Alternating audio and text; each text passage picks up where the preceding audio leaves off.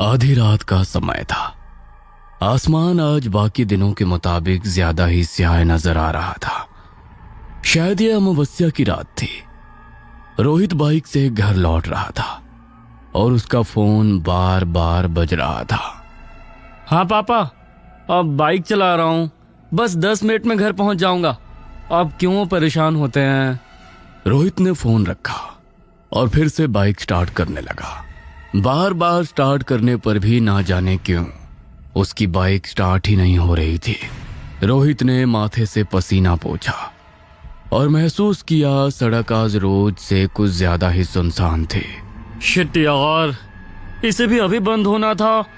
इतनी रात को तो कोई मैकेनिक भी नहीं मिलेगा। रोहित ने हड़बड़ाहट में बाइक फिर से स्टार्ट करने की कोशिश की और तभी बाइक के शीशे में उसे पीछे कोई काला साया खड़ा दिखा। ऐसा लगता था जैसे उसने मजबूती से उसकी बाइक को पकड़ रखा हो। घबराकर रोहित के हाथ से फोन छूट गया। उसने डरते डरते पीछे देखा, लेकिन पीछे कोई नहीं था। रोहित ने फिर से शीशे में देखा तो उसे अभी भी वो साया वहां खड़ा नजर आया। उसकी आंखें सफेद थीं, मगर पुतलियां गायब। उसका नाक, कान, होठ कुछ और नजर नहीं आ रहा था, जैसे सब एक ही में मिला हुआ था। रोहित का शरीर सुन्न पड़ रहा था। अचानक उसे अपने कंधे पर एक ठंडा हाथ महसूस हुआ और उसी के साथ रोहित बाइक और फोन वहीं छोड़कर पैदल ही घर की तरफ भागने लगता है। रोहित शहर के सबसे बड़े कॉलेज में पढ़ने वाला एक अमीर बाप का बेटा था। महंगे कपड़े, बाइक, मोबाइल और बेहिसाब पॉकेट मनी ने उसे मुंहफट और लापरवाह भी बना दिया था। एक दिन रोहित अपने दोस्तों के साथ कॉलेज की पार्किंग में बाइक पर बैठा हुआ था। उफ, जरा देखो तो कयामत जा रही है। अरे हमारे कॉलेज में कयामतों की कमी थोड़ी ना है। अरे यार रोहित, क्या तू हर समय फोन में आंखें गड़ाए रहता है? अरे जरा नजर उठाकर तो देख, सामने क्या मस्त नजारा है। अरे हट भाई, तू ही ले ऐसे नज़ारों का मजा, क्योंकि मुझे तो इन सब में कोई दिलचस्पी नहीं है। क्यों भाई, लड़की नहीं तो लड़कों में इंटरेस्ट है क्या तुझे? अपनी हद में रहा कर जतिन, ये सब कहने की हिम्मत कैसे हुई? अरे ठीक है भाई, इतना भड़कने की क्या जरूरत है?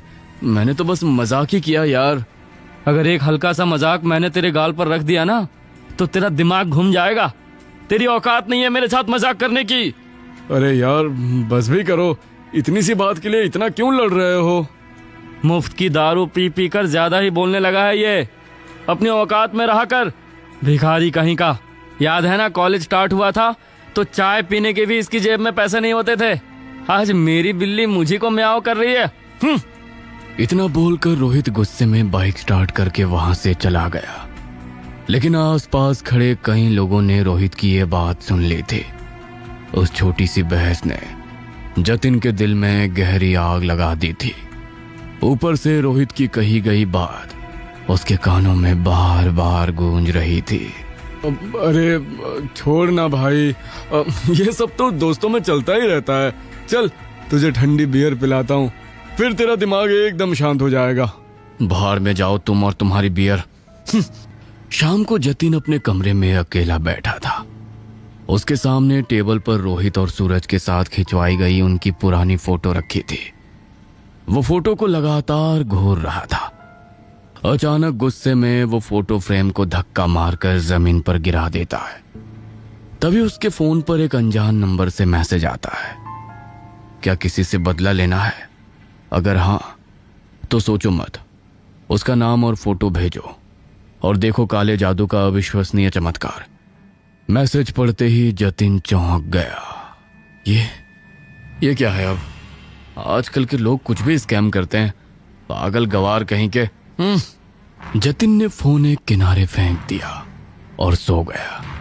लेकिन उस रात उसे ठीक से नींद नहीं आई। अगले दिन फिर से उसकी आंख फोन बजने से ही खुलती है। आधी नींद में वो फोन देखता है। ये क्या है? शिट! किसी ने जतिन और रोहित की लड़ाई का वीडियो बना लिया था और उसे फेसबुक पर अपलोड भी कर दिया था। जो वाकया अभी तक बस 2-4 लोगों ने ही देखा था, वो अब सब देखने वाले थे। शर्म और गुस्से से जतिन अपना फोन जोर से पटक देता है। कुछ देर गुस्से में आंसू बहाने के बाद जतिन फिर से फोन उठाता है और मैसेज को दोबारा पढ़ता है। 100% समाधान। कुछ देर तक जतिन सोचता रहा, फिर उसने गुस्से में रोहित की वही फोटो उस नंबर पर भेज दी जो उसके सामने रखी हुई थी। देखते हैं आखिर ये सब सच भी है या सिर्फ धोखा। कुछ ही सेकंड बाद रिप्लाई आया कि काम हो जाएगा, लेकिन जब असर दिखे तो पीछे मत हटना। मैसेज पढ़ते ही जतिन के चेहरे पर एक हल्की सी डरावनी मुस्कान आ गई। 2 दिनों तक रोहित कॉलेज नहीं आया। एक दिन जब आया तो यार रोहित, कहाँ है तू आजकल?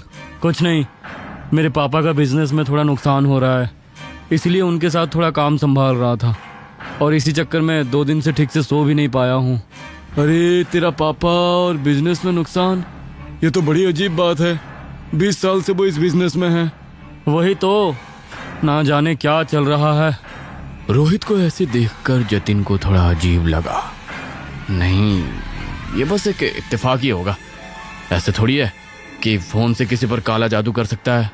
जतिन का फोन फिर से बजा। इस बार सिर्फ मैसेज नहीं था बल्कि एक वीडियो क्लिप भी थी।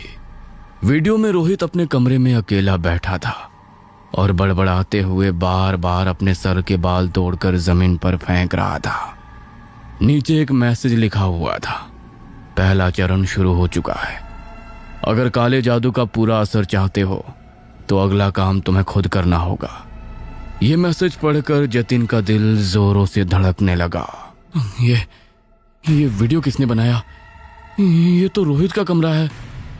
क्या इसका मतलब है कि कोई सच में ये सब कर रहा है? आज रात 12 बजे एक काले कपड़े में उसकी फोटो लपेटो और 3 बार उसका नाम लेकर बोलो, जैसा दर्द तूने दिया है वैसा दर्द अब तू भुगत। और फोटो के ऊपर एक नारियल और एक दीपक जलाकर उसे चौराहे पर रख कर आओ, और अगर इसके बाद पीछे हटे तो अंजाम बुरा होगा। जतिन अभी भी मैसेज को घूर रहा था। उसके हाथ कांप रहे थे, लेकिन उसका गुस्सा आज डर से बढ़ा था। उसने मैसेज में लिखा सब कुछ कर डाला और फिर धीरे से बोला, जैसा दर्द तूने दिया वैसा दर्द अब तू भुगत।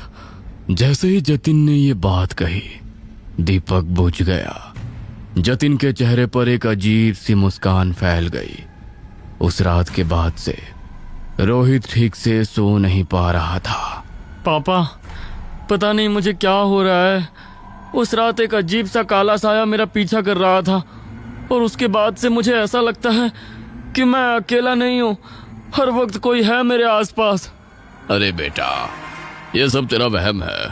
सच सच बता, आजकल तू ज्यादा नशे तो नहीं कर रहा है ना? ओफो पापा, आपसे तो बात करना ही बेकार है। आप कुछ भी बोलते हैं। मैं कोई नशेड़ी हूँ क्या?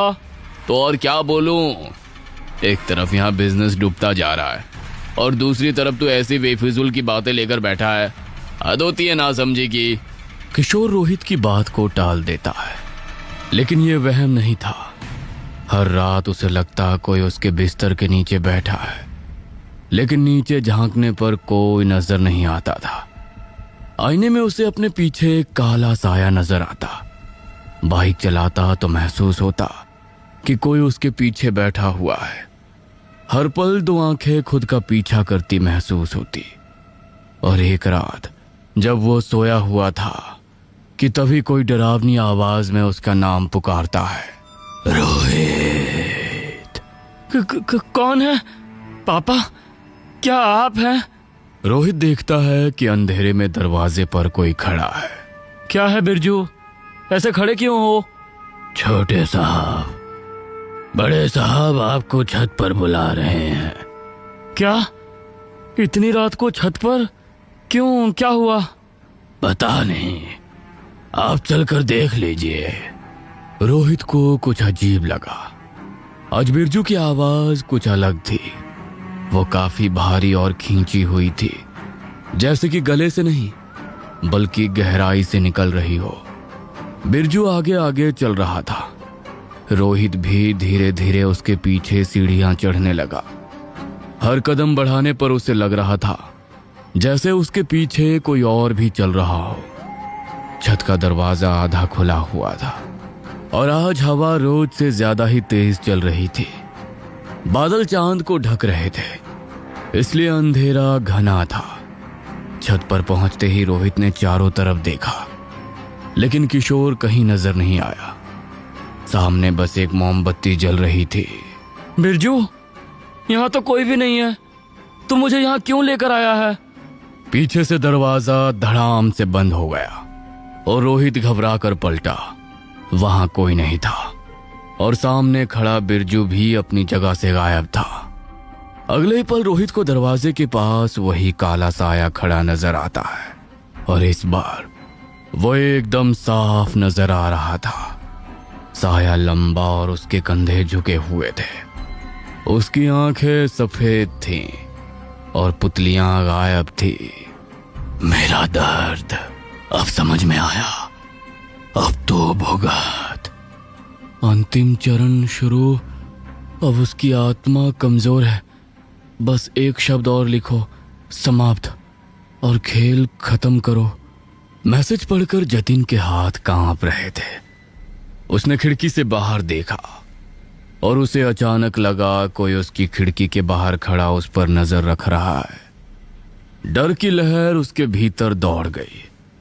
आज पहली बार जतिन को वो खौफ महसूस हुआ जो उसने रोहित के लिए बिछाया था। उसकी आंखों के सामने रोहित का डरता हुआ चेहरा घूम गया।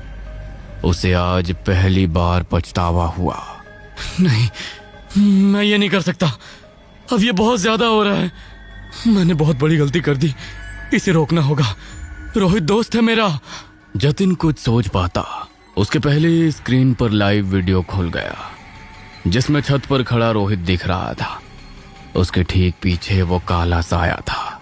उसकी डरावनी हंसी देखकर डर के मारे जतिन का खून सूख गया। रोहित के भरी ठंडी में भी पसीने छूट रहे थे।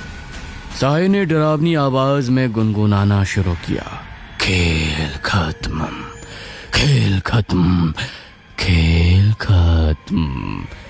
नहीं रोहित, पीछे हट। लेकिन तभी जतिन की खिड़की से बाहर झांक रहा साया भी अंदर आ गया और उसने जतिन की गर्दन पकड़कर आंखों में आंखें डालकर कहा था ना, पीछे मत हटना। अब या तो वो या फिर तू। साया एक आत्मा लेकर ही जाएगा। जतिन बेबस हो गया।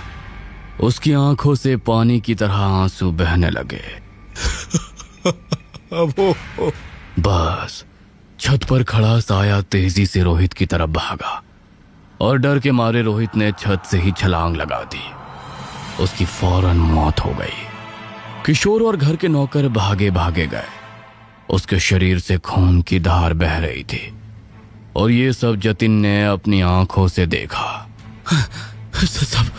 सब खत्म। अगले दिन से ही जतिन सदमे में चला गया था। वो बोलता कम और घूरता ज्यादा था। उसकी आंखों के नीचे काले घेरे पड़ गए थे। रोहित की मौत को तो पुलिस ने सुसाइड माना और केस वहीं क्लोज हो गया। किशोर अंदर से बुरी तरह टूट चुके थे और उन्होंने बयान में बस इतना कहा, मेरा बेटा ऐसा नहीं था, वो डर रहा था, किसी चीज से डर रहा था, लेकिन मैं उसकी मदद नहीं कर पाया। कमरे में भयानक अंधेरा था। जतिन बिस्तर पर बैठा हुआ था और उसका फोन बंद था। सामने रखी मोमबत्ती बुझी हुई थी और अचानक जतिन का फोन अपने आप ऑन हो गया। स्क्रीन पर वही नंबर था। जतिन की आंखें बड़ी हो गईं। सौदा पूरा हुआ। जतिन के हाथ सुन्न पड़ गए। फिर दूसरा मैसेज आया, अब अगला नाम भेजो। ये देखकर जतिन का गला सूख गया। नहीं, मैंने तो सिर्फ एक बार, बस एक बार किया था, अब दोबारा नहीं। तभी कमरे की लाइट झपकने लगी और पीछे से वही आवाज आई, या तो वो या फिर तो। जतिन की जैसे सांसें ही अटक गईं। हिम्मत जुटाकर उसने किसी तरह धीरे धीरे पीछे मुड़कर देखा, लेकिन इस बार वहां पर काला साया नहीं था। वहां खड़ा था रोहित। उसका चेहरा नीला पड़ा हुआ था, आंखें सफेद, गर्दन टेढ़ी। इस बार तू चल, खेल खत्म करते हैं। अचानक कमरे में अंधेरा हो जाता है और जतिन की चीख सुनाई देती है। कुछ देर बाद जतिन खून से लथपथ जमीन पर पड़ा था और ये खूनी खेल खत्म हो गया था।